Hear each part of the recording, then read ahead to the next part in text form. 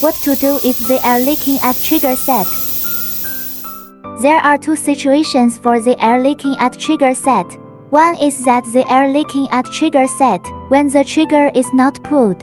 The other is that the air leaking at trigger set when the trigger is pulled. Let's first talk about the air leaking at trigger set when the trigger is not pulled. There are three reasons for this. One is that the switch top pin rubber ring is damaged.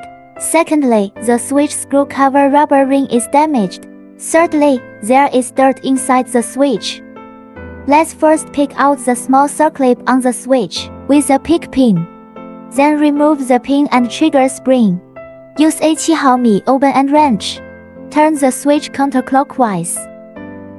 When you remove the switch, you can see that some dirt is absorbed inside.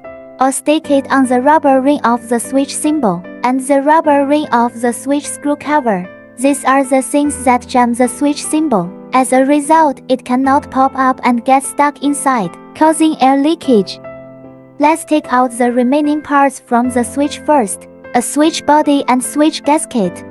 After taking it out, we can use a dust blower to blow away the dirt at the switch, or connect the air pipe or blow the switch clean. Use a dust blower to remove the dirt from the switch screw cover and top pin. Just blow it clean. Install these parts back into the dumb body in their original way.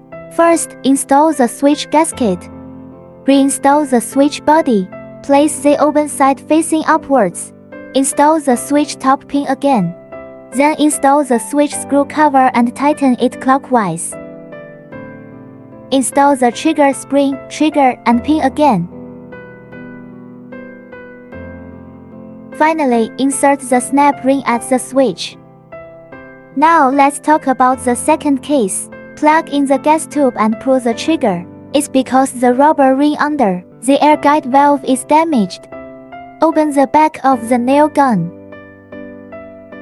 Take the air vent out with the pick pin. There is a rubber ring under the pilot valve. The rubber ring here is damaged. It causes the trigger switch to leak air. Replace the pilot valve with a new rubber ring. Brush it with grease. Put back in place. Put a little rubber ring on it. Put back on the back cover. Tighten the rear cover screws. After the repair is completed, we install the nails. Check whether nailing is smooth.